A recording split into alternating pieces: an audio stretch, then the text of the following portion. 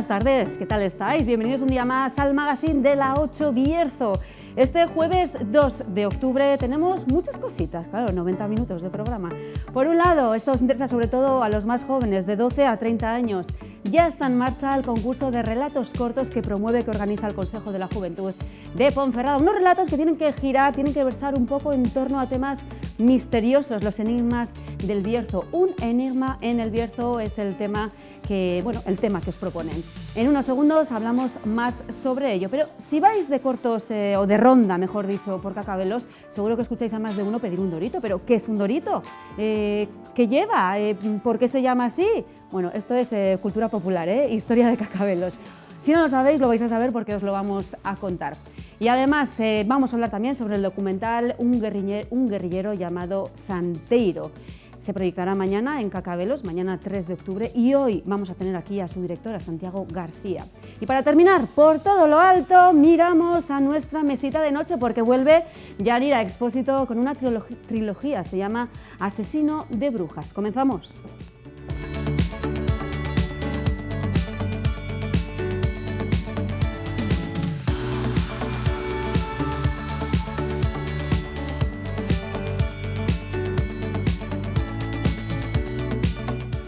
Bueno, pues para empezar tengo dos preguntas que plantearos, sobre todo, como ya decía al inicio, a los más jóvenes. Por un lado, ¿cuántas historias misteriosas, enigmáticas habéis escuchado alguna vez o habéis leído sobre el Bierzo? ¿Y cuánta imaginación tenéis? Es la otra pregunta, imaginación y saber plasmarlo sobre papel. Bueno, os lo pregunto porque desde el Consejo de la Juventud de Ponferrada han puesto en marcha el concurso de relatos cortos, ya sabéis, viene con premio y además tienen que cumplir con una premisa principal, fundamental, que es el tema. El tema es un enigma en el Bierzo. Me acompaña aquí Mari González, gerente del Consejo de la Juventud de Ponferrada. ¿Qué tal?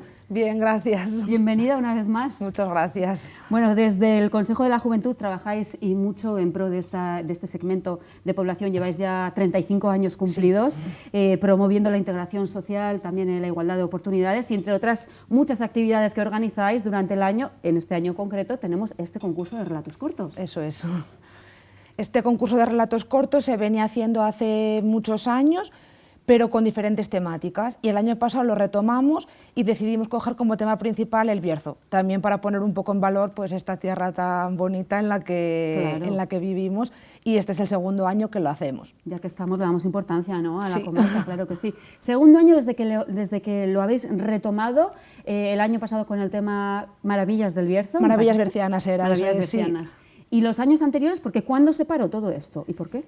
El último año que se hizo fue, si no me equivoco, en el 2010 aproximadamente. No hubo un motivo, fue simplemente que como intentamos siempre innovar las actividades y demás, pues hubo unos años ahí que se hicieron otro tipo de talleres y así, y el año pasado nos pareció buena idea pues retomar este concurso. A mí también me la parece, ¿eh? Bueno, ¿y de aquella qué temas se trataban? Porque no tenían que ver con el Bierzo, o sea, ¿eran temas más genéricos? Sí, o sea, viendo por ejemplo documentación del año 2010, el tema era la astronomía. Ajá. O sea, sí, en general, no tenía nada que ver con esto. ¿Y qué objetivo perseguís con este concurso de relatos? A ver, por una parte, pues eso, fomentar entre la población joven pues que escriban, que utilicen su imaginación, pues mucha gente que seguramente que le gusta leer y también que le gusta escribir, poner un poco en valor eso, el tema del Bierzo, de nuestra tierra, y también, por cómo está planteado el concurso, pues ayudar un poco a los negocios locales, podríamos decir, en este caso. Bueno, vale. El tema del año pasado decíamos que era Maravillas en el Bierzo, o bercianas. Como Maravillas bercianas se llamaba, pero sí. Como a decir mal. Este año es un enigma en el Bierzo. ¿Cuánta gente se presentó el año pasado? El año pasado la cosa fue que entrar a concurso entraron 9 relatos. Yo creo que fue porque como se planteó en verano, hubo gente que luego nos decía, quería haber participado, pero se me pasó el plazo, no me di cuenta. Es que en verano estamos a flores, ¿verdad? Estamos a otras historias, demasiada fiesta tenemos por ahí programada. Y este año pues hemos decidido hacerlo ahora y muy contentas porque lleva abierto 2 días y ya hemos recibido 2 relatos. Entonces, 2 días, maravilla. Bueno, bien. Esa es otra maravilla. Sí. Oye, ¿de qué maravillas hablaban el año pasado? Porque estos relatos, no sé, originales obviamente tienen que ser, que se presentan en un concurso, pero tienen que hablar de historias reales, ficticias, no todo vale. Lo que la gente quiera. O sea, el año pasado, por ejemplo, tuvimos algunos relatos que iban también sobre tema de misterios que pasaban en el Bierzo. Uno que estaba, el que ganó, de hecho, en la categoría infantil, era sobre las médulas, como de un romano que se trasladaba en el tiempo y venían las médulas y hubo así como un poco de todo. Bueno, las médulas, una de las maravillas, obviamente. Pero hay muchas, ¿eh? No Sí, solamente sí, médulas, sí. hay muchas. Además, no solamente tienen que ser lugares, no, y en la gastronomía, por Claro, ejemplo, sí, ¿no? sí, sí. El paisaje en general, no solo las médulas. Claro, eso es. Bueno, pues hablábamos de obras originales, que lo que cada uno quiera. Muy importante, ya sabemos que la IA, la inteligencia artificial, ya convive con nosotros, pero, ojito, prohibido utilizarla, no se aceptarán relatos elaborados a partir de inteligencia artificial. Y os digo una cosa, esto al final uno se entera, ¿eh? O sea que no juguéis con fuego, ¿no? Sí. Hay que darle a la cabeza, hombre. Sí. Es que ya demasiado fácil nos lo ponen todo, pero al final se nota, porque la IA no tiene los sentimientos y las emociones de la no IA, ¿vale? Claro. Bueno, pues requisitos de participación, está dirigido a jóvenes de la comarca, tienen que ser. Sí. Empadronados, nacidos, que vivan aquí. Nos da igual, o sea, puede ser que hayan nacido aquí y ahora vivan en otro sitio, que sigan viviendo aquí, que sean de fuera, estén empadronados aquí, que de alguna forma pues tengan relación con vivir o haber nacido en el Bierzo. Un vínculo con la comarca. Vale, de entre 12 y 30 años. Eso es. Y estarán divididos en diferentes categorías. Hay 3 categorías, sí. Vale. Lo único, todos las mismas condiciones tienen que cumplir. Sí, sí. La única diferencia es que los menores de edad tienen que tener una autorización firmada por sus padres, que entran a nuestra página web y la descargan desde ahí. Pero por lo demás, todos tienen los mismos requisitos, vamos. Escritas en castellano, importante. Sí, sí. ¿No? Te puede aparecer, hombre, igual si quiere aparecer un, yo qué sé, un inglés o un gallego en escena, igual una frase pues, se puede, ¿no? Sí, el año pasado alguien nos dijo que deberíamos de haberlo hecho en gallego. Pero bueno. Bueno, igual sería otra modalidad, ¿no? Modalidad, allí, yo por ejemplo, en alguno que he participado allí hay modalidad en castellano y en euskera. Claro. Pero bueno. ¿Qué más? A mí me ha llamado mucho la atención. Se puede presentar a ordenador, que es lo que en principio todos pensamos ya hoy en día, pero también a mano. Sí. Una manera de abrir también plano, ¿no? Abrir oportunidad de igualdades. Fue precisamente por eso que lo planteamos, porque veíamos que, a ver, la gente piensa que hoy por hoy cualquiera tiene un ordenador en casa y nosotras, además trabajando en el Consejo, vemos que no tiene por qué. Entonces, alguien quiere participar y no tiene un ordenador, nos lo puede mandar a mano sin ningún problema. Claro. Bueno, como decíamos, oportunidad de igualdades, que es uno de los valores que fomentáis y que trabajáis desde el Consejo de la Juventud. ¿Qué más? Extensión. Hablamos de relatos cortos, ¿eh? No hablamos de libros. Vale, claro, es eso, son relatos cortos. Entonces, no puede exceder las palabras que se indica en las bases, que ahora mismo, como las cambiamos, no sé si son 200 o 250. 200 sin contar sin con contar el título ni el seudónimo de la persona que participa. Ah, eso, y mandarlo en anónimo, obviamente, para que no haya ni trampa ni cartón. Exacto. ¿Qué más? Y máximo 2 folios, ¿verdad? Sí, eso es. Lo único, claro, si lo escriben a mano, es que caben menos palabras. Ahí pueden hacer un poco de trampa, porque depende de si escriben grande o pequeño, pero bueno. Bueno, pues el plazo de inscripción se abrió ya este pasado lunes, 29 de septiembre, y estará abierto hasta el próximo 16 de noviembre, así que hay tiempo, tenemos tiempo, ¿verdad? En cualquier caso, las bases están publicadas en la página web del Consejo de la Juventud, que es www.cjponferrada.com. Eso es, sí. Y bueno, importante que no se emocionen, que se puede presentar un trabajo por persona. Por persona, ¿no? sí.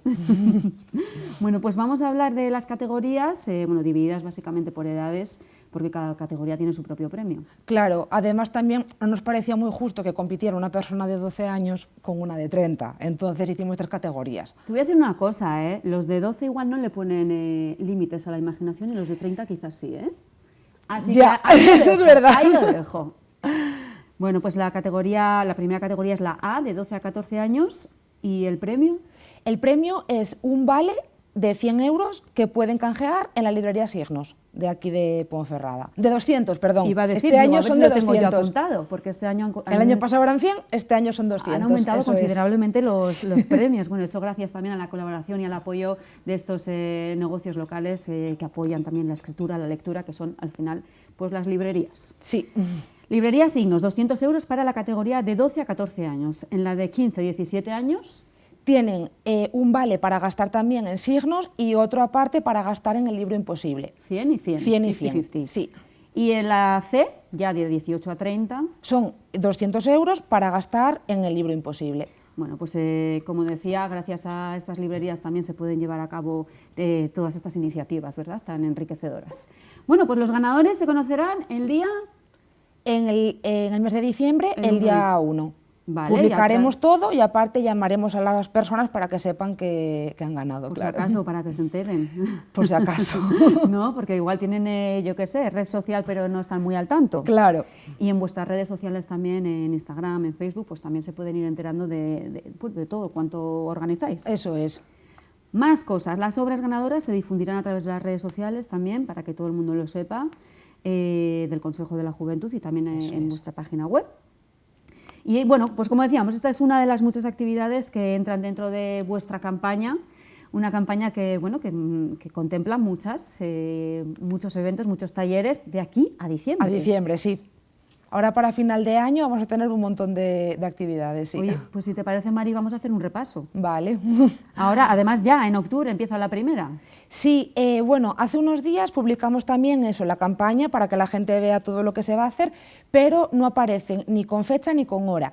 Según se vaya acercando la fecha, publicaremos cada taller para decir a qué hora y qué día es y demás, y que la gente pueda apuntarse. Pero podemos decir ya que la primera es el taller de velas. Estamos viendo en pantalla el cartel, lo que dices tú, están todos los talleres, todos los eventos que van a tener lugar, pero no pone ni la fecha ni la hora. Eso lo tendréis que descubrir, como dice Mari, cuando se fije ya, una vez fijado, lo publicarán en su página web y también en sus redes sociales. Pero bueno, ahí vamos a hacer un repaso a todos los talleres y actividades para que vayáis tomando nota y bueno, y si os interesa alguno, pues para que le vayáis siguiendo el rastro.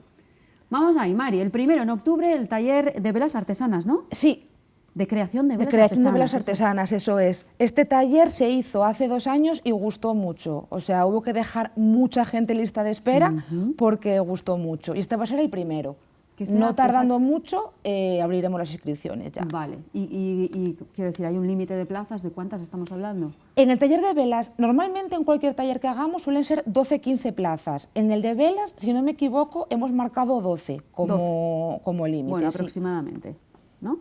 Vale, y esto supongo que es en el local que tenéis allí, donde el Consejo de la Juventud. Sí, en el Consejo de la Juventud, eso es. Vale, di la dirección por si acaso.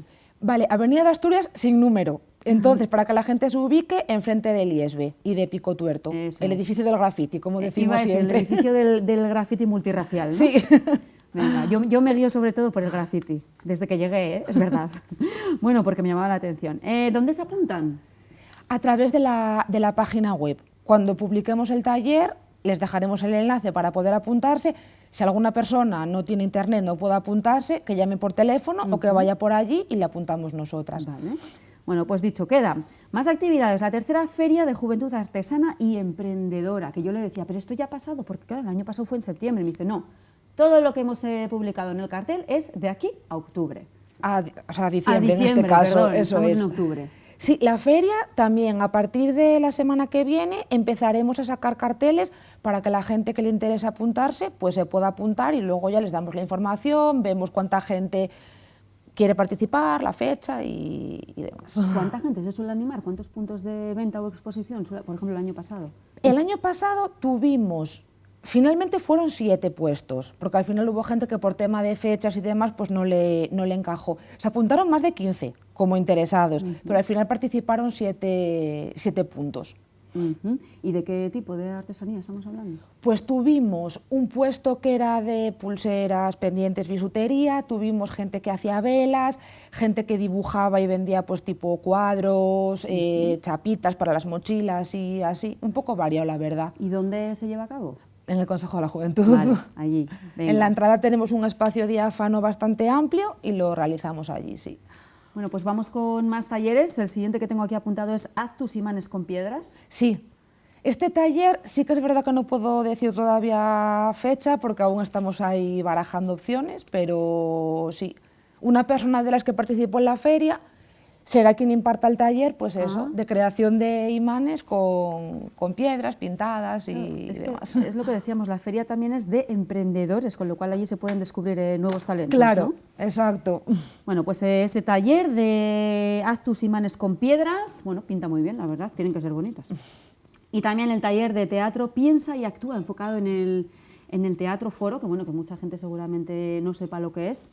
Yo lo descubrí hace no tanto, hace 4 años o así, además lo descubrí con Dinamia Teatro, que presentaba un teatro foro. Y es muy interesante porque al final promueven la participación, el debate social. Eso también, es. ¿no? Porque lo que hace es... Bueno, cuéntalo tú. Bueno, decir que va a ser precisamente Dinamia quien imparta este taller.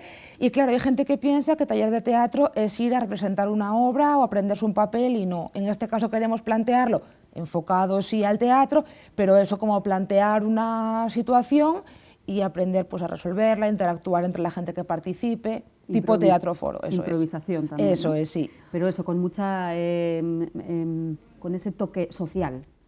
Bueno, ¿qué más? Tendremos la 7ª jornada de Soft Combat y Jagger. Sí. Esto es una asociación que es entidad, miembro del Consejo de la Juventud, Five Stones, que llevamos ya, pues eso, muchos años organizando con ellos estas jornadas. Eso será en el Colomán Trabado, claro, conozco, allí en el... No te creas que lo he grabado yo con ellos ya, ¿eh? En el Consejo no puede ser, esto será en el Colomán, Sí, en el es mes muy divertido, de noviembre. oye, esto es muy divertido y para mí fue un descubrimiento, el Jagger. Así que cuando salgan las fechas habrá que estar atentos para, oye, porque igual vais, lo veis, lo probáis y decís, esto es lo mío, es deporte, Y les gusta, claro, sí. puede ser. Bueno, tenemos también taller de decoración en madera, taller de modelismo, taller de pintura acrílica, ¿no? Sí. ¿Qué más? Esos, ¿no? Sí. Y luego la colaboración con el Festival Internacional de Cine, que lo estuvimos hablando, me parece que ayer o antes de ayer, aquí, ayer, creo. Sí, patrocinamos una de las secciones, la nuestra en concreto la van a proyectar el viernes que viene en la Casa de la Cultura y decirle a la gente que quien quiera ir a ver las proyecciones son gratuitas, abiertas Eso al es, público. en la Biblioteca Municipal Valentín García Yebra, que por cierto comienza hoy el festival, hoy es 2, ¿no? Hoy es 2, sí. Sí, pues sí, comienza hoy, es verdad. Bueno, pues algunas de las actividades todavía, como decías tú, iba a decir algunas, pero todas están sin fecha fija, pero están al caer. Ese primer taller de elaboración de velas artesanas naturales será en unos días, en el mes de octubre, y todo eso lo vais a poder ver a través de la página web del Consejo Comarcal de la Juventud, www.cjponferrada.com. Sí. Y también a través de sus redes sociales. Muchísimas gracias, Mari. Gracias a ti. Enhorabuena por la labor que realizáis, es lo que te puedo decir. Muchas gracias. Y por muchos años más. Por cierto, que veníamos aquí a anunciar el concurso de relatos cortos, que están abiertas las inscripciones. Temática: un enigma en el Bierzo. Os podéis apuntar, los jóvenes de entre 12 y 30 años, desde ya, porque ya están abiertas las inscripciones, hasta el próximo 16 de noviembre. Extensión de 200 palabras a 2 folios. Se puede hacer a ordenador o se puede hacer a mano. Ese es el resumen, no doy por más. Gracias. Muchas gracias, Mari. Que se apunte Gracias. mucha gente, ya nos vendrás a contar. Sí. Bueno, pues vamos con más temas. ¿Alguna vez habéis ido a Cacabelos y habéis pedido un dorito? Muchos no sabréis ni lo que es un dorito. Sonará, es el típico snack de bolsa, ¿verdad? Así como de los triángulos estos de mexicanos. Bueno, pues nada más lejos de la realidad. Los doritos son un clásico ya en Cacabelos y además tienen historia popular. Están relacionados con una persona concretamente. Y nuestra compañera Ana Gago ha ido allí a Cacabelos y es la que nos va a contar qué es un dorito y de dónde viene esa palabra. Pues estamos con Carlos de Francisco. Carlos, ¿qué tal? Bien, buenos días. Fresquito, pero bien. Aquí estamos en Cacabelos, que se está siempre bien. Nos vas a hablar de el fenómeno, que vamos a llamarlo así, del dorito, pero Dorito era una persona. ¿Qué nos puedes contar del dorito para que la gente entienda un poco por qué se ha implantado en Cacabelos hasta ser una costumbre? Sí, mira, Dorito, Eleodoro Ordaz, aquí Dorito era el nombre cariñoso con el que lo conocíamos, ha sido una persona entrañable, generosa para Cacabelos y todo el contorno. Fue un hombre que tenía su profesión y, como tantos otros, pues fue cayendo poco a poco en el alcoholismo, hasta que fue consciente de que tenía esa enfermedad y tuvo los primeros contactos con las asociaciones que había ya en León de alcohólicos rehabilitados. Y aquí empezó él y un señor de Quilós, que hay que nombrarlo también, que se llamaba Benigno Núñez, que con él fundaron la primera asociación de alcohólicos rehabilitados del Bierzo, que se llama Veda. Y lo que más importante de Dorito es que se entregó en cuerpo y alma a esta asociación. No había horario para él, había veces, porque sabes que muchas veces los enfermos o los que estaban atendidos por la asociación pues tenían recaídas, que a veces les llamaba a la familia a lo mejor a las 3 de la mañana, pues allá se iban, Benigno y él, y otras veces tenían que ir a pueblos que hasta en bicicleta, porque ponían ellos el medio de transporte. Y tanto es así que Dorito se fue creciendo, digamos, en estas asociaciones y llegó a ocupar cargos nacionales de las asociaciones de alcohólicos rehabilitados. Por otra parte, en Cacabelos también llegó a ser juez de paz y creó, o fue el impulsor, que al final no sé si todavía existe, de una asociación de pueblos que tuviesen juzgados de paz. Fue él el impulsor. Y como curiosidad, que está muy extendido ya por todo el Bierzo, pues es el tomar un Dorito o pedir un Dorito en un bar. Y dice la gente, ¿de qué viene esto? Pues era muy sencillo. Dorito, cuando se empezó a rehabilitar, no quiso renunciar a ir tomando con sus amigos los vinos como los demás. Y él, como ya no podía tomar vino, él pedía un vaso de vino, pero que le echasen Coca-Cola. Y entonces se popularizó de tal manera que ya desde hace más de 20 años en Cacabelos, y ya se ha extendido a otras localidades del Bierzo, el pedir un Dorito pues es eso, sinónimo de tomarte, en vez de un vaso de vino, en un vaso de vino tomarte Coca-Cola. Tú lo pides aquí y nadie se va a extrañar, pero ya te digo que puedes además ir a otras localidades porque se ha ido extendiendo el nombre de Dorito. Y Dorito tuvo otra faceta, que lo estaba yo recordando, que intentó también entrar en política municipal. Y en el año 91, que hubo elecciones municipales, creó una agrupación de cacabelenses independientes y se presentaron a las elecciones, aunque no sacaron ningún concejal. Esa fue una faceta que casi es la más desconocida de él de los últimos años. Dorito tiene una calle en Cacabelos, o sea, fue tan importante que se le puso una calle, ¿no? Mira, la calle, no es que yo entonces gobernaba el ayuntamiento, José Manuel, y empezaron a crear ya la página web y crearon una sección donde los ciudadanos pudieran pedir, solicitar o criticar. Y yo me acordaba de Dorito y yo creo que fue de las primeras propuestas, y yo hice la de Dorito, que fuese un homenaje en vida, porque Dorito, la familia ya no se iba desapareciendo, claro, sus hermanas, sus padres ya habían desaparecido hace tiempo, y decía que lo mejor en vida, el homenaje. Y José Manuel, desde luego, desde el primer momento, aceptó la propuesta y lo llevaron a pleno y se le dio una calle aquí en la parte del Follo, donde las Angustias de Cacabelos.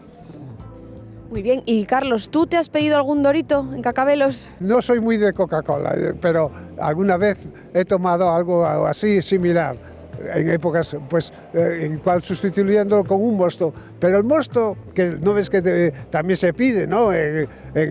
Si no tomas alcohol, pero el Dorito es Coca-Cola, que normalmente la tienen a granel en el bar y van sirviéndolo por vasos pequeños. Y luego nos decías que que él no reconocía que era alcohólico, no lo sabía, ¿no? Como le pasa a muchos, no reconocen que es una enfermedad, lo primero. Y sobre todo hace años la gente despreciaba mucho al alcohólico, porque a lo mejor por problemas de comportamiento y esto, pues eran despreciados. Y no eran conscientes de que era una enfermedad, ni la familia ni ellos. Y a Dorito le pasó, pues como a tanta gente, pero cuando empezó a sentirse ya mal y que veía que socialmente se estaba desprestigiando, pues acudió a una charla de alcohólicos rehabilitados de León y se dio cuenta, por lo que le hablaron el psicólogo, el presidente de la asociación, que él tenía esa enfermedad.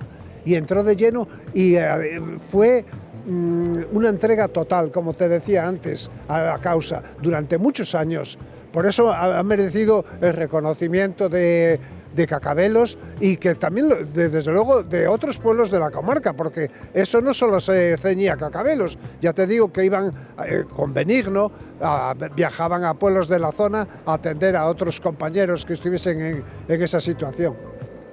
Bueno, pues lo mejor que podemos hacer para comprobar es tomar un dorito en Cacabelos, así que nosotros nos vamos a probarlo, Carlos. Vale, muy bien, Ana, pues estás invitada. Pues vamos a entrar a pedir un dorito.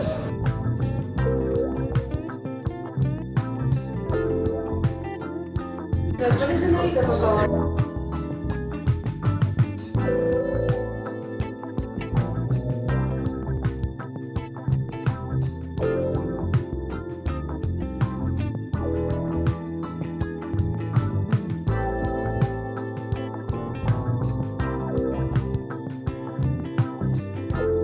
Pues aquí tenemos un dorito de Coca-Cola.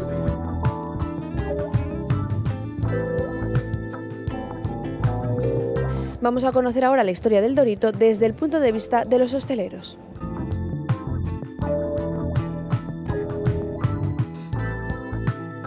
Buenos días. ¿Aquí se sirven doritos? Se sirven doritos, sí. Pues cuéntanos un poco la historia del dorito, un poco cómo la vivisteis desde el punto de vista de los bares, porque tú llevas toda la vida aquí, ¿verdad? Sí, yo llevo toda la vida, llevo 33 años con el bar, así que, bueno, y el dorito pues empezó hace ya, pues yo creo que sobre los años 60, 60 y pico. Había un señor pues, que era alcohólico y se rehabilitó y llegó a ser el presidente de Alcohólicos Rehabilitados de España, Eleodoro Ordaz. Entonces este hombre llegó un momento que salía de ronda, a hacer la ronda de vinos con sus amigos, cuando ya no era alcohólico, entonces pedía Coca-Colas. Claro, llegó un momento que el tío se saturaba de beber Coca-Colas en cada bar para hacer una ronda rápida de vinos. Y entonces nos dijo a los de los bares, bueno, en su día mis padres y otros que tenían los bares, que si podíamos comprar una Coca-Cola de litro y en vez de ponerle un vino, ponerle un corto de Coca-Cola. Y como el señor todo el mundo le llamaba Dorito, se llamaba Leodoro, pues un Dorito. Pues se le empezó a poner, se le llamó Dorito. Y a partir de ahí empezó. Luego se hizo pues algo pues como muy tradicional, pues si no quieres tomar alcohol y no te apetece tomar algo, digamos, grande, ni que te empapice, ni como el mosto, que a lo mejor es muy dulzón, y poder decir, bueno, pues, jolín, me tomo un Dorito y ya está. Y tengo opción al pincho y me tomo algo y no me bebo algo grande, sobre todo en invierno, porque en verano no te puede apetecer más tomarte una Coca-Cola, una caña, pues como el corto de cerveza, pero sin alcohol. Y ese es en sí un poco la esencia del Dorito y se ha mantenido a lo largo del tiempo y es de Cacabelos, es una cosa como muy de aquí. Entonces, ¿Y el dorito ha derivado en más bebidas o solo es dorito de Cacabelos? Bueno, De Coca-Cola, perdón. en Cacabelos un Dorito es de Coca-Cola. Luego en algunos pueblos adyacentes pequeñitos han dicho que es un Dorito de naranja, que es un Dorito de limón, que ya mezclamos con zumo, ¿sabes? O refrescos de... Inicialmente nosotros solo... El Dorito en sí es de Coca-Cola. Lo que pasa que, bueno, como a veces tienes limón también para las cañas y tal, pues dice, oye, es que este te lo puedo poner de limón, pero puntualmente de limón. Pero sí, es así. Y fue una cosa entonces que se creó hace 50 años, por lo que me dices, más o menos, y se fue extendiendo de tal forma que todo el mundo pide Dorito. ¿Ha tenido alguna época de más auge o más o menos siempre igual?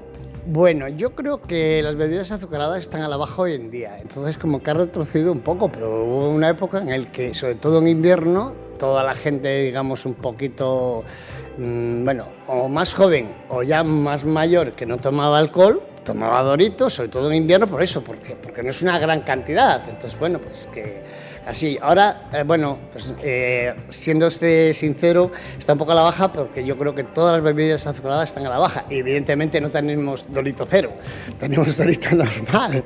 Así que sí, bueno, pero más o menos se sigue poniendo diariamente Doritos, sí, diariamente siempre pones, pues X, no sé, dependiendo pero se sigue poniendo, sí. Y por curiosidad, ¿cuánto cuesta un Dorito? Un Dorito vale exactamente igual que un corto de cerveza o que un vino básico, que es ahora mismo 1,40. Muy bien, pues muchas gracias. Nada, muy amables. Bueno, pues resuelto el misterio del Dorito, ahora ya sabemos qué es el Dorito, nos podemos ir tranquilos a publicidad. Volvemos enseguida.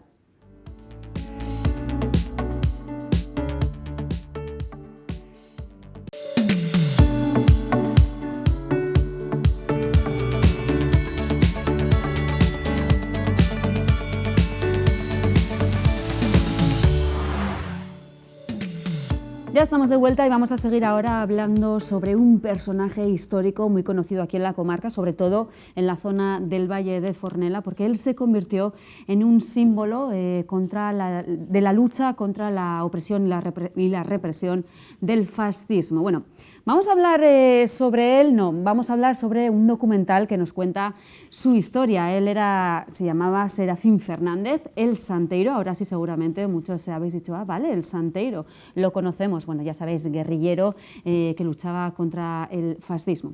Bueno, pues vamos a hablar sobre un documental que nos cuenta su historia. Se llama Un guerrillero llamado Santeiro y se va a proyectar mañana en Cacabelos. Para hablar de ello tengo conmigo a su director, Santiago García, también presidente de la Asociación Cultural La Peñina. La Peñina, buenas tardes, ¿cómo estoy? Muy bien, muchas gracias por darnos la oportunidad de darle este impulso a nuestro proyecto. De verdad es de agradecer, es digno de agradecer. Pues bien, estamos muy bien y con muchas ganas de participar y de responder a tus preguntas. Bueno, antes de nada vamos a completar el plan de mañana, porque mañana se proyecta el documental, pero también habrá una charla coloquio posterior, ¿no? Sí, sí, por supuesto. Y hay veces que se prolonga incluso hora y media, dependiendo también la gente, la participación que quiere, porque quieren saber, hay gente que quiere saber, dependiendo de las zonas, quién era este personaje y muchas cosas más que nos ha llevado muchísimo tiempo la investigación. Y yo creo que los que más información tenemos de este personaje somos nosotros, ¿no? Porque no es por nada, pero llevamos ya desde el 2012 estudiándole. Y el tema da para largo, da para El tema es que es muy vidrioso, este personaje, si quieres luego lo alargamos, es muy carismático, tiene muchas estrías y da para todo, da para muchísimas cosas, es muy polifacético. Bueno, pues vamos a hablar de quién era Serafín Fernández el Santeiro, pero antes fijamos cita, hora, lugar, en Cacabelos, ¿dónde? Pues lo tendremos mañana a las 19 horas en la Casa de la Cultura. Vale. ¿Vale? Está la Casa de la Cultura para los que no son de Cacabelos, está un poquito detrás del ayuntamiento, que está ahí está todo cerca, no está próximo. Es donde está la Escuela de Música, al lado de las escuelas, para más información. Bueno, pues tú eres el director, también eres el presidente de la Asociación Cultural La Peñina, justamente de donde surge, ¿no?, el germen de todo este proyecto, porque la Asociación La Peñina trabaja precisamente por la recuperación de la historia democrática. Si no me equivoco. Efectivamente, nuestro objetivo principal es ese, la recuperación del patrimonio y la memoria democrática, y llevamos en ello ya inmerso desde el 2012. Sí que es verdad que a raíz de que nos nace esta idea, y brevemente, fue a raíz de una canción que escuchamos hace más de 50 años de un personaje que habían matado en Villasumil, que era también fornelo, era compañero de Santeiro. Y aquella canción queríamos hacer una pretendida historia de amor enmarcada en tiempos de guerra. Habían matado a un joven y yo me preguntaba con aquella edad por qué lo habían matado y cuál era el motivo. Luego me llevó más tarde, ahora cuando nos hemos jubilado, a meternos en su vida, y ese acarreo de información, esos constantes archivos, documentos, etcétera, testimonio, recogida, nos llevó a una segunda parte, que es la de Santeiro, la que estamos viendo, y a una tercera que finalizaremos en breve. Bueno, pues ahora sí, vamos a centrarnos en el propio documental de este guerrillero anarquista, cuya muerte en 1947 ha suscitado muchas hipótesis, pero su vida todavía da para mucho más. Sí, por supuesto. Santeiro nace el 27 de abril de 1915, a los 8 años queda huérfano de madre y a los 14 de padre. Entonces se tiene que buscar la vida. Entra a trabajar en la mina y se ve envuelto se involucra en esos follones mineros de en su día. Las vetas de carbón traen problemas y en conflictos, y en aquel fallido golpe de Estado desemboca en una guerra civil y se va a Asturias, a defender Asturias, cae a Asturias, se marcha con 400 personas más de Guímara, vuelve de Asturias a finales del 37 y se ve obligado a recluirse en el monte para salvar su vida. Le persiguen implacablemente durante 10 años, largos años, no consiguiendo atraparlo jamás, porque estaba ya diestro, estaba ya preparado en esa historia. Consigue hacer un poco, traer justicia social dentro de la propia población, consigue sobrevivir gracias a los habitantes de todas las zonas de Ibias, del suroccidente de Asturias, de Galicia, de aquí. todo tenía un arropo total, era imposible cogerla a Santeiro, y al final muere el 5 de diciembre en unas circunstancias todavía no muy claras, que nosotros hemos llegado muy cerca y creemos que estamos muy cerca de la realidad. No, es que se habla tanto de asesinato como de suicidio, claro. Por supuesto. Y son muy diferentes la una de la otra. Por supuesto, claro. por supuesto. Bueno, pues como decías tú, un personaje muy carismático, una figura muy admirada por muchos, pero también hay reproches por otros. La cuestión es que da mucho de qué hablar. Sí, por supuesto. Es verdad que ha tenido que matar, que utilizar las armas para defender su vida, pero yo siempre dejo abierta esta pregunta a todo el mundo que me escucha. En esas circunstancias, ¿qué haríamos cualquiera de nosotros? ¿Cómo responderíamos ante aquella situación si te van a matar? ¿Dejaríamos crecer las uñas? ¿Nos entregaríamos? Tiene un sobrino una entrevista que yo le había hecho y contesta claramente a lo que estoy preguntando yo. Y dice que la vida es de uno y no defenderla es una indecencia. Yo me quedo con eso, siempre y cuando sea en defensa de tu propia vida, pero sin haber cometido ningún delito, ni ser ningún delincuente. Serafín Fernández Ramón el Santeiro no era ningún bandolero, ningún asesino, era un minero, era un joven que se levantaba a trabajar todos los días a la mina y volvía, y se vio involucrado en unas circunstancias no deseadas, no buscadas, nada más. Bueno, pues lo decías tú, fue un minero, tú también lo fuiste, Santiago. Por supuesto. No sé, ¿qué te hizo elegir justamente a este personaje? ¿Por qué Serafín? Serafín forma parte de la trilogía que estamos montando, editando, y forma parte también de César Terrón, que César Terrón era el capitán del batallón 210, donde él era el jefe del grupo. César Terrón es un personaje muy carismático, hermano de Eloy Terrón, que a Eloy Terrón le conocemos toda España y toda Europa, ¿no? De hecho, tenemos la propia estatua en Fabero, ha sido un personaje tiene la sombra tan alargada que casi nos ha topado al personaje, el propio hermano Eloy Terrón. César Terrón y Santeiro forman parte, tienen un motivo común que aclararé en el último documental. En la tercera parte. En la tercera parte. Quiero decir, antes de entrar en otras preguntas, que la existencia de la asociación a la cual represento tiene como objetivo principal el proyecto Atrapados, y dentro de ese proyecto Atrapados el objetivo principal es la recuperación de la dignidad de todas aquellas personas que dieron su vida en defensa de la lucha, de los valores sociales, de la justicia social, de la igualdad, de los derechos, de la democracia en definitiva, y que se vio arrebatada a cañonazos aquel fatídico 18 de julio de 1936. Luchamos contra el fascismo no podemos dejarle espacio ni un centímetro día a día hay que luchar contra ellos porque ellos son los que están avanzando, y quiero dar un toque de atención todos los días, es lo que me motiva a levantarme todos los días a luchar contra él. Bueno, pues esa motivación, justamente te iba a preguntar cuál era el objetivo del propio documental, qué objetivos perseguíais. Te he leído en una entrevista que se cuentan también muchas mentiras sobre el Santeiro. No sé, ¿a qué te refieres? ¿Qué tipo de mentiras? Las mentiras que yo me refiero... Y si se aclaran en el documental, claro. Siempre suelo aclararlas en el coloquio y en el documental algunas veces decimos, porque ocurre otro tanto con el personaje, con César Terrón, que es muy polifacético también, es muy carismático a nivel nacional. Se copian los autores unos a otros, no dedican un minuto de su tiempo en investigación. Es decir, Santeiro regresa en el 1937 en septiembre, por ejemplo, voy a poner un ejemplo o dos, no voy a poner mucho para no alargarlo, y dicen que venga la muerte de su padre y se tira al monte. Ya está dando la historia, lo está colocando en una situación de asesino y se tiene que marchar porque es un delincuente. La muerte del padre y el hijo... El hermano, ¿no? Del padre, que matan a su padre, pero después venga la muerte a un padre y a un hijo, que son los causantes de la muerte del padre, sucede en el 1943. Él no puede matar en el 1937 a nadie. No pudo haberlos matado porque yo tengo partidas de nacimiento, tengo entrevistas que dicen que esos señores murieron en el 1940, entre Dou y Uría, en un pueblo entre Dou y Uría, que es la parte de Ibias.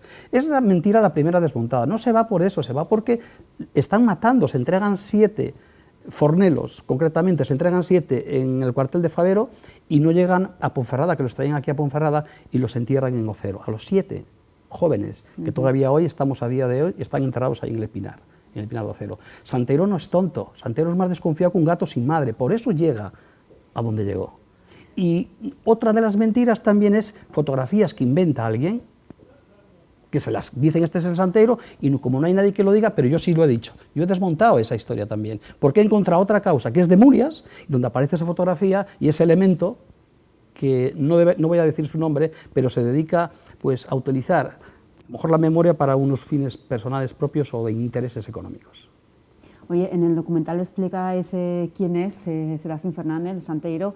A mí me ha parecido muy curioso también de dónde viene ese apodo, ese mote, que lo hereda de su padre, ¿no? Santeiro. Sí, es curioso. Los forneros son la leche. Yo les estoy estudiando mucho y se dedicaban al tema del trato, ya lo sabes. A ver, que nuestro director, el jefe... Ya lo sé, él sabe de lo que estoy hablando. Se dedicaban al tema del trato, de las ropas, especialmente de las ropas, comerciantes, vendedores, ambulantes. Y Santeiro, el padre, se dedicaba a llevar una santa chiquitita por los pueblos, donde se la dejaban en las casas y a cambio le dejaban unas monedas. Y el pobre hombre pues debía tener algún problema con el alcohol también, que llegaban muy pocas monedas a casa. Ese era el problema del Santeiro, ¿no? Tenía un problema el padre, Santeiro padre. Pero a raíz de ir con tantos pueblos, por Ibias y por todos los lugares, el hijo fue conociendo mucha gente que luego le sirvieron de enlace más tarde. Tiene su lado bueno y su lado... Como dicen, hay que tener amigos hasta en el infierno. Sí, así es. Y por cierto, en relación a las mentiras o no mentiras que decíamos, claro, cuando hay dos bandos siempre va a haber dos opiniones y cuando pasan tantos años lo que llega de un lado y de otro, que además se va distorsionando, pues a veces no se acerca mucho a la realidad, ¿no? ¿Cuál es la realidad? Pues como dices tú, investigación. Esa es. Si te parece, Santiago, lo que vamos a hacer es ver el tráiler, que estamos hablando de Santeiro, de Serafín Fernández Santeiro. Vamos a ver a este guerrillero, el tráiler del documental.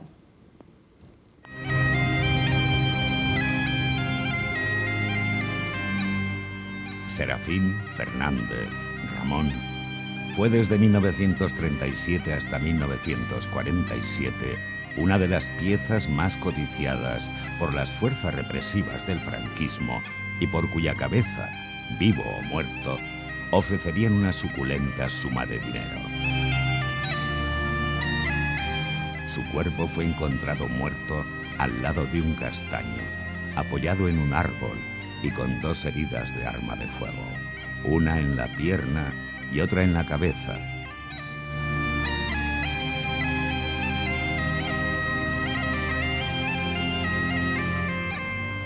A los 16 años voy a bajar a trabajar a las minas de Favero, concretamente Andracitas de Favero. Ahí se afiliará al Sindicato Único Minero, lo cual va a tener una trascendencia importante en su vida y en su trayectoria. Participó en las huelgas mineras y en la revolución que posteriormente se produce en 1933, en diciembre. Junto con 415 personas en concreto, en una columna que sale de Fornela, se dirigen, en la cual también aparece el doctor Gabela, se dirigen hacia Asturias para incorporarse al ejército republicano en el frente norte. Pues llegan a dar la medalla de la libertad al batallón de César Tarrón y de Serafín, porque es una batalla muy importante, porque logran subsistir en un ataque de 30.000 nacionales contra 6.000 republicanos. La guerra impone una nueva situación, que es la de echarse al monte, entre otras razones porque si no tenían la muerte asegurada.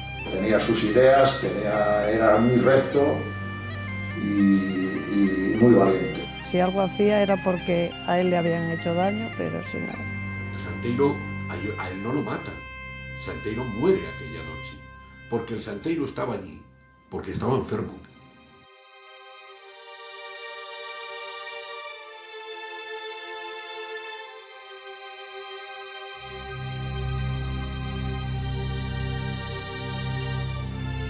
Recostado en un tronco de castaño, con un tiro en la sien, la pistola así un poco como que rebotara al disparar, y en la otra mano la carabina, estaba sentado. este informe que se me ha pasado, yo no le puedo dar credibilidad y que faltan múltiples datos para poder colegir no lo que ellos coligen, sino qué tipo de fallecimiento haya podido ocurrir.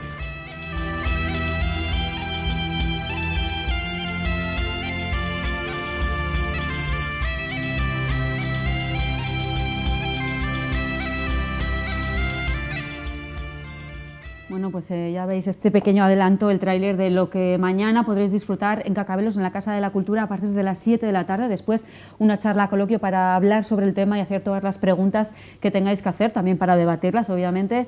Y yo te pregunto, ¿cuánto tiempo os costó terminar este documental? Porque había multitud de voces, hemos visto investigadores, gente que incluso lo conoció, la hija. Tenéis testimonios muy importantes. Sí, nosotros hemos recogido, probablemente tengamos más de 1.500 entrevistas de de audiovisual y otras 2.000 de audio. Tenemos muchísima información. Todas las causas de Santeiro todavía están sin descubrir.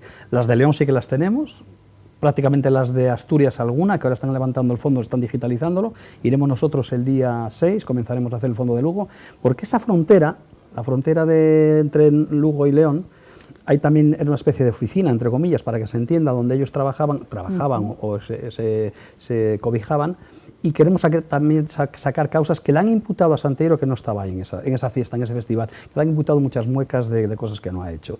Nos ha llevado sobre unos 9 años, 8 o 9 años. Estamos con César, César fue prácticamente el principio, 2012, y estamos en el 25, eran 13 años.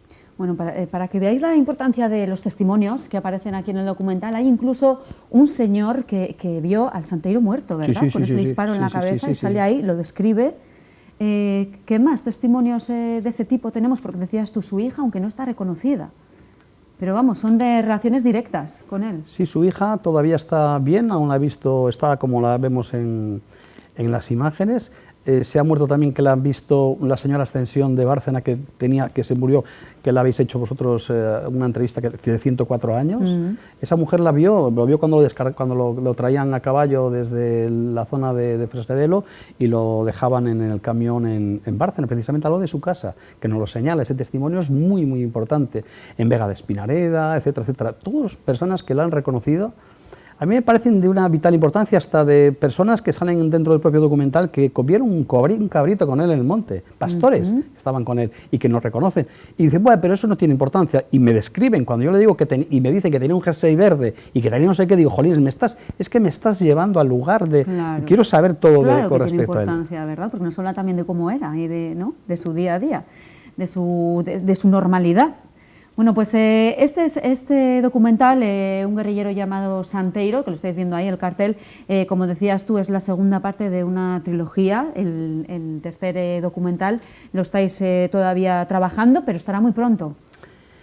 Los plazos se me van un poquito, se me van un poco de la mano. Es verdad que me gustaría tener Navidades. He sufrido mucho con la edición de Santeiro, porque siempre ha habido una serie de problemas consecutivas. Cuando no era motivo de una enfermedad, era motivo de no sé qué. El caso es que se me retrasó muchísimo los compromisos que tenía con ciertas personas ya para presentarlo, etcétera. Tuve incluso algún episodio de ansiedad y he dicho que a partir de ahora que estos trabajos que estamos haciendo que sean con tranquilidad, y si no se hacen en Navidad, se hacen en Semana Santa. Claro. O sea, de esa manera, y creemos que para Navidades pudiera, pero no garantizo nada. Bueno, en cualquier caso está dedicado a Esteban Terrón, la protagonizan 3 mujeres encarceladas, una de ellas es su novia, ¿no? ¿O la novia de quién? La novia de él, Amalia, que fue su novia, pero es otra historia que se va a desmontar por completo. Lo que parecía en principio que era su novia, no va a desvelar nada, que fue su novia, que se marcha a Asturias con él, finaliza de otra manera, pero lo que vamos a tratar más que nada será, creo que los acontecimientos ocurridos en Somiedo. Es la muerte de 3 supuestas monjas. Vale, ahí lo dejamos. Y lo dejamos ahí. Cuando lo tengas, vienes y también lo presentamos aquí. ¿Te parece? Me parece estupendo. Bueno, pues ya lo sabéis, mañana a las 7 de la tarde en Cacabelos, en la Casa de la Cultura, proyectarán ese documental que pinta muy bien, muy interesante, sobre este guerrillero anarquista, Serafín Fernández, el Santeiro, conocido como Santeiro. A las 7 de la tarde, decíamos. Gracias a ti, gracias a la Asociación La Peñina, que trabajáis por esa recuperación de la memoria histórica, y te esperamos aquí cuando quieras. Muchísimas gracias. Quiero terminar diciendo que lo que digo muchas veces, que los crímenes de lesa humanidad puede que prescriban, puede ser, pero la memoria no. La memoria, qué importante. Y esa transmisión de información oral y de generación en generación, dejar las cosas también por escrito a poder ser. Muchísimas gracias, que vaya muy bien. Muchísimas gracias a vosotros. Bueno, pues vamos con otro tema que nos preocupa, nos ocupa. Este fin de semana, por fin, ya sí, llega esa marcha solidaria, esa marea verde que va a inundar las calles de Ponferrada, la 8ª edición ya, en beneficio de la Asociación Española contra el Cáncer. Y esta mañana hemos sabido que ya hay cerca de 3.900 inscritos, pero todavía os podéis apuntar, tanto en el punto físico de Decathlon, en Ponferrada, como en el centro comercial El Rosal. Los primeros 4.200 reciben camiseta verde, claro, para formar parte de esa marea, de ese tsunami a poder ser en Ponferrada este domingo, a partir de las 11 de la mañana, en las inmediaciones del Lidia Valentín. Así que todavía estáis a tiempo de recibir una camiseta, ¿eh? Venga, lo vemos.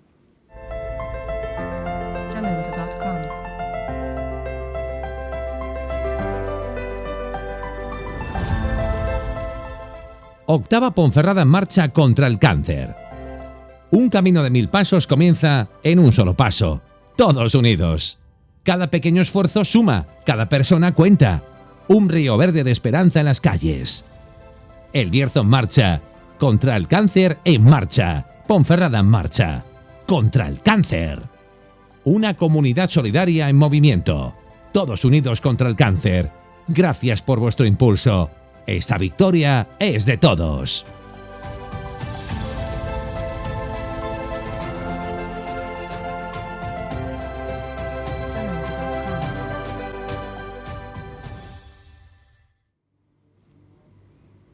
Claro que sí, esa victoria será de todos y este domingo Ponferrada se pone en marcha contra el cáncer. Nos vamos a publicidad y volvemos enseguida.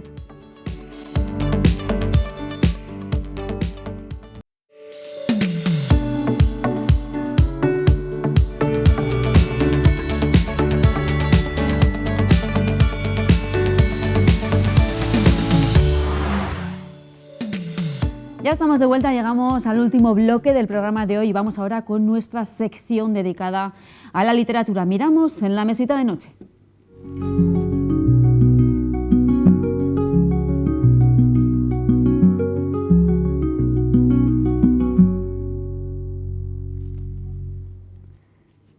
En la mesita de noche, por supuesto, con Yanira Expósito. ¿Qué tal? Que te echábamos de menos ya. Muy bien, vengo cambiada. Viene cambiada así, con nuevo look. Sí. Muy juvenil, es que tú eres joven, hija mía. Sí, parezco más joven así, con el pelo corto. Estás muy mona, claro que Gracias. sí. Oye, que te echábamos de menos, la pobre, la semana pasada iba a venir, pero se puso malita. Es que estamos en época de gripes y demás. Todo el rato, con el calor y el frío que hace, depende la hora del día, pues se cogen los catarros que se cogen. Los cambios de temperatura. Sí. Oye, por cierto, aprovecho a decir que me parece que ya se ha abierto la campaña de vacunación contra la gripe, así que, bueno, que vayáis pidiendo cita o no sé cuáles son los pasos a seguir, pero vamos, que ya está abierta la campaña de vacunación. Y ahora vamos a centrarnos en lo que estábamos, en la literatura. ¿Qué nos traes hoy? ¿Una trilogía? Una trilogía, pues en vez de una saga, un poco más cortito, ¿no? De sí. 3, bueno. De 3, sí, se llama Cazadores de brujas, asesinos de brujas. ¿Asesinos o asesino en singular? Asesinos. Ah, vale, pues yo igual lo he puesto mal en los rótulos, ¿eh? Venga, asesinos de brujas, hoy vamos a hablar sobre brujas. Sí. Vamos a hablar sobre brujas, bueno, y sobre cazadores. Brujas. Cazadores de brujas, por supuesto. ¿Y brujas malas o buenas? Porque siempre tenemos la costumbre de relacionar a las brujas con la brujería, con algo malo, y no tiene por qué, ¿no? Pues de todo. Vale. Hay de todo. Bueno, tenemos brujas buenas y malas. En ocasiones hay algunos más malos que las brujas, sí. Te lo digo. Sí, sí, ahí se demuestra. Se va a ver en este libro, sí. Bueno, en esta trilogía de libros, de 3 libros. Bueno, es una trilogía de Shelby Maury, importante, ya tiene nombre así de bruja, ¿no? La autora, Shelby, sí, pues yo al principio he leído Shelby, pensaba que era un nombre. Pero no fallas. Mujer. Sí. Bueno, yo creo que estas historias así siempre muy fantásticas y sobre todo de romances y cosas de estas suelen ser casi todo mujeres ahora mismo, ¿eh? Vale, o sea que hablamos de género romántico. Romantasy, que ya habíamos hablado del romantasy, pues fantasía de romantasy. romántica. ¿Y a qué público está dirigido? Pues yo creo que más 16. Vale. Puede ser, venga. Vale, juvenil. Juvenil, pero quizá un poco Adolescentes. adulto en alguna ocasión, por eso vamos a poner más 16 y ya está. Vale, adolescentes adultos. Sí. Porque 16 es adolescentes, perdona que te diga. Sí, bueno, pero no es una literatura tan juvenil como Sí, podría no ser. es infantil. ¿no? Exacto. Vale, más adulta, venga. Aclarado esto, vamos a hablar de qué trata en pocas palabras. Vamos a dar unas pinceladas. La trilogía general trata sobre Louise Leblanc, que es una bruja, efectivamente, una bruja buena. Ambientada en Francia. Bueno, no es Francia en sí, no es Francia, pero está inspirada en Francia. Los nombres son franceses. Es como que se quiso... Tiene muchas pinceladas de París, la ciudad también. ¿De París? Sí, porque tiene también, pues eso, lo que viene a ser una catedral, Notre Dame podría ser. Sí que tiene muchas... Yo creo que se basó mucho en el folclore francés de la Edad Media, de las brujas, ¿sabes? Sí, Está muy inspirado en eso, porque ella al final es estadounidense. A mí me sorprendió, de hecho yo cuando investigué ahora, me sorprendió porque como los nombres eran franceses, muchas palabras se utilizaban en francés, dije a ver si va a ser ella francesa y la han traducido al castellano. No, es estadounidense. Bueno, no tiene por qué, ¿no? Al final la Claro. literatura es eso, no te pone límites Claro. a tu imaginación Sí, y sí. quizás ella le gusta la cultura francesa o la Hmm. historia francesa o me da igual, como si hablara Bueno, de se la inspiró China. en la Francia medieval para los libros de brujas, por ejemplo. Bueno, claro, al final las brujas también con esa época, ¿no? Claro. Venga, pues vamos a hablar más. Hablábamos de esta autora estadounidense, Shelby Maurin, que casi siempre nos vienen autoras, decíamos también, y casi siempre estadounidenses, es Sí. decir, de un perfil muy parecido. Sí. Además, ella, he leído, porque me ha pasado ella muy bien la información, Yanira, que Sí. ella vive en una granja, con animales, con sus hijos, su familia. Esto también es como coincide mucho en las autoras que traes, ¿no? Muy de pueblo, ¿no? Sí, yo creo que al final inspira mucho. Tú te pones a pensar en qué inspira a una persona y suele ser un lugar más apartado, ¿no? O su familia, en este caso, también les inspira. Y yo creo que les da más tiempo a pensar y a romantizar las cosas. Puede ser, una visión más romántica de la Sí. vida.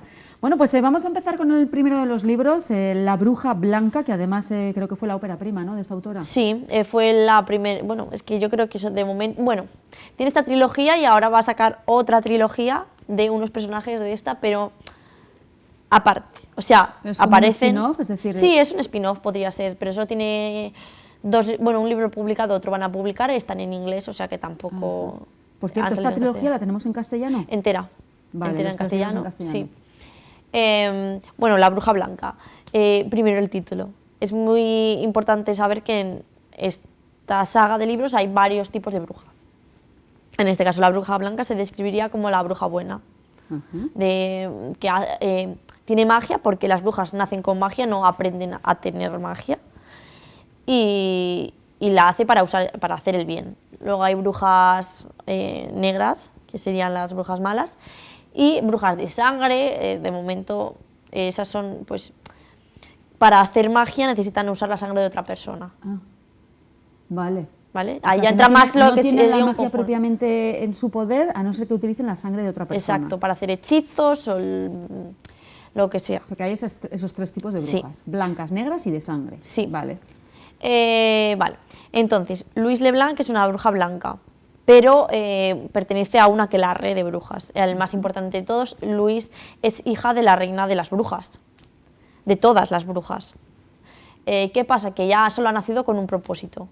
Con el sacrificio de ella misma a los 18 años, supuestamente les iban a curar la maldición a todas las brujas, porque las brujas tienen una maldición en este mundo. ¿Y se puede saber cuál es?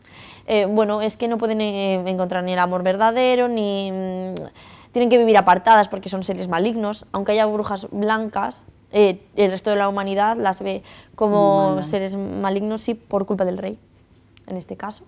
¿Del rey brujo? No, del rey. Ah, El rey a secas. Vale. El rey de los humanos. ¿Qué pasa? Que eso, en teoría la leyenda dice que si una bruja reina consigue tener una descendiente, pues esa descendiente al ser sacrificada romperá la maldición, ¿no? ¿Qué le pasa a Luis? Que si no digo Luis y parece que es un chico, ella sabe que ha nacido con ese propósito porque siempre se lo han dicho. Y de hecho su madre la quiso mucho durante su desarrollo, pero cuando llegó el momento solo había nacido para eso. Entonces dio escapado. No había escrúpulos, daba igual. Claro. Con lo cual Luis se escapa. Se escapa y tiene que vivir en la sombra sin utilizar la magia, porque la magia se huele en este mundo y existen ya no su madre, sino los caballeros, los cazadores de brujas. La magia huele como azufre. Entonces, si tú utilizas magia, van a saber que hay una bruja, y existen unos cazadores de brujas que pongámosle que son como una forma de una religión. Fanáticos religiosos, claro, hay que tener en cuenta que de aquella había efectivamente caza de brujas, había aquelarres y había quema de brujas. Claro. Pues en este caso, en vez de haber una religión como tal, la religión es odiar es como si las brujas fueran el demonio, por decirlo de alguna manera, ¿no? Entonces existe un grupo de personas que son monjes, pero no son monjes como nosotros lo percibimos, sino son caballeros. Y en este caso esos caballeros son los cazadores de brujas. Vale, y ahí tenemos a otro protagonista. El protagonista masculino, que se llama Rey Diggory. Es un huérfano que lo dejaron a las puertas de la catedral de la ciudad y lo acogió como su hijo o su discípulo, el sacerdote de esta secta, ¿no? Lo crió como un caballero y como su hijo, digamos. Entonces, él es como una persona muy recta y muy obediente, porque al final siente que solo tiene el apoyo del sacerdote, lo ve como una figura paterna y le hace caso a todo. El sacerdote, digamos que no es una persona muy buena, ¿vale? Es muy fanático religioso. Y entonces ocurre en un altercado con unas brujas un malentendido con Diggory, bueno, Rey, le llaman Diggory, y Louis. Y les obliga el sacerdote a casarse. Claro, ¿qué pasa? Que nadie sabe que ella es bruja, tiene que ocultarlo a toda costa. Entonces, cuando un caballero se casa, tienen que ir a vivir a la catedral.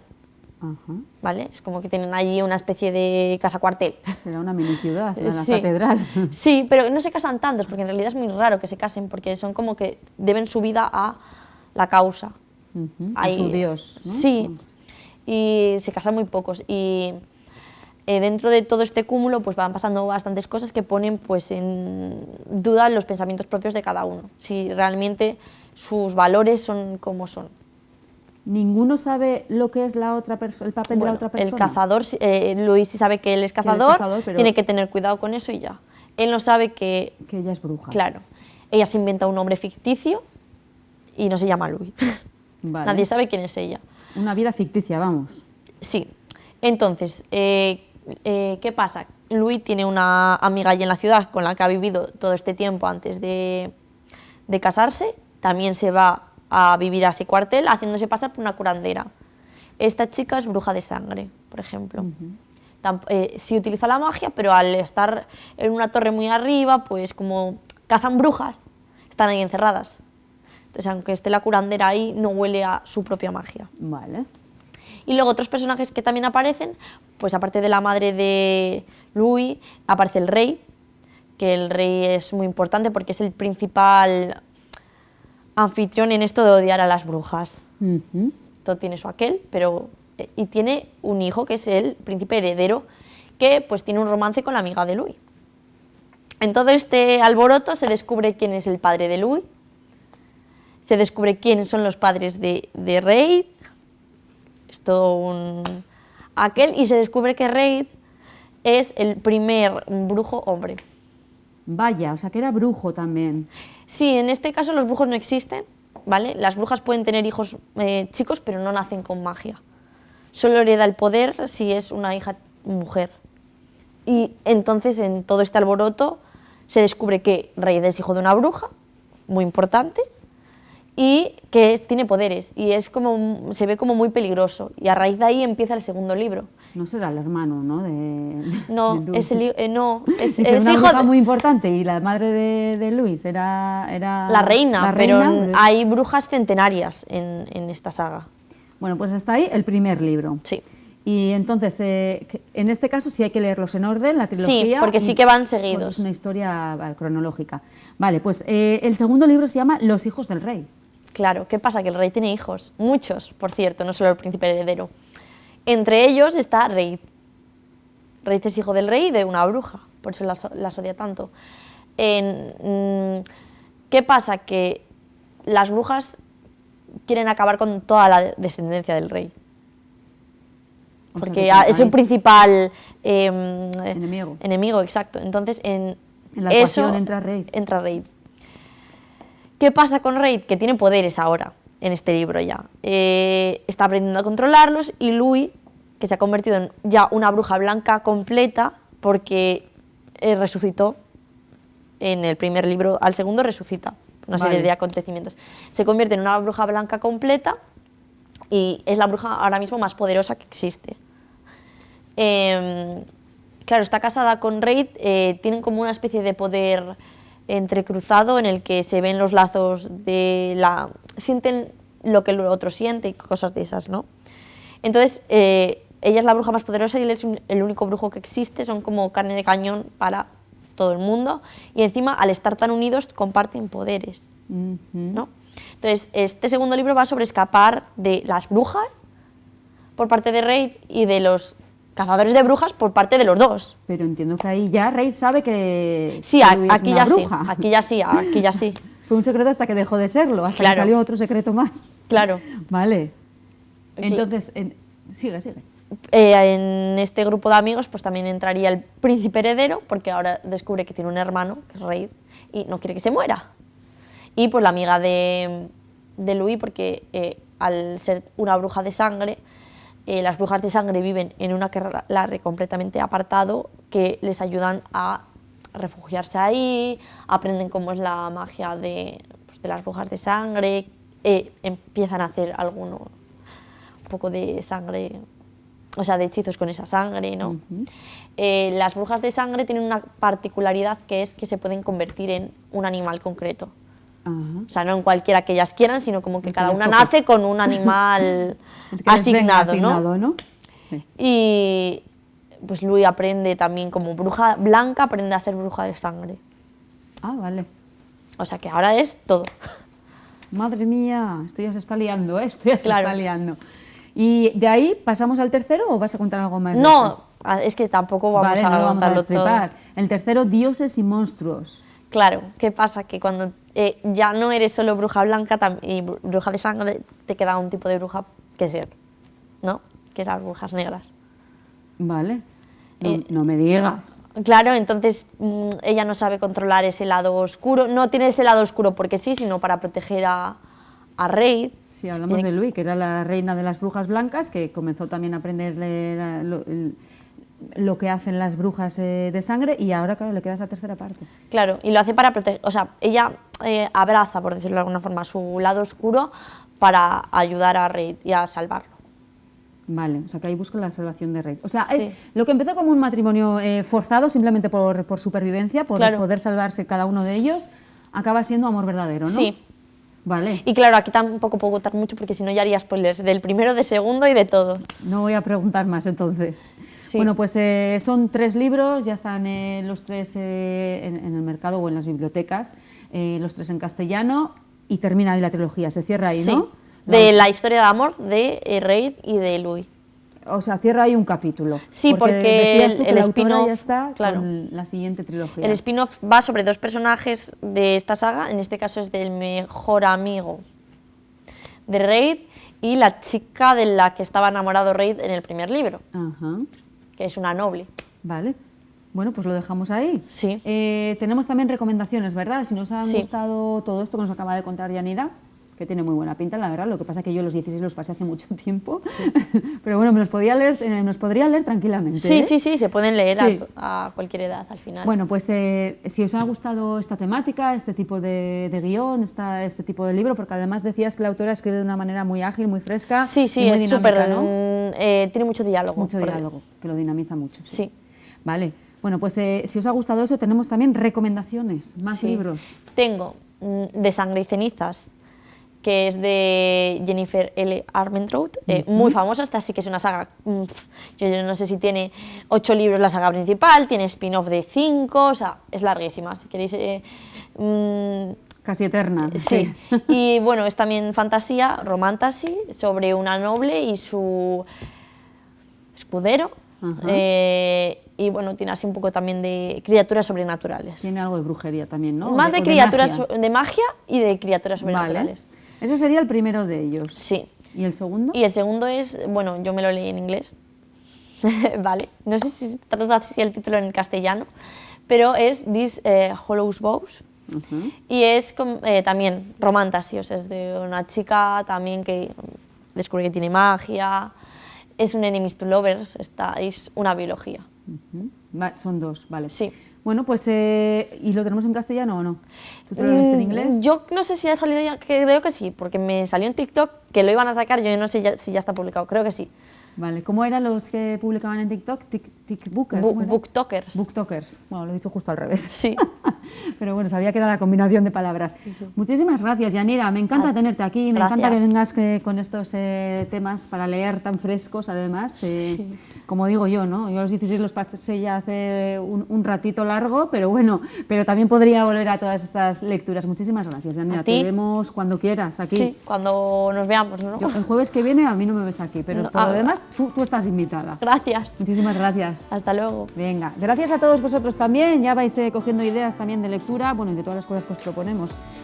Nos vemos mañana, último día de la semana magazinera. No nos falléis. Un beso.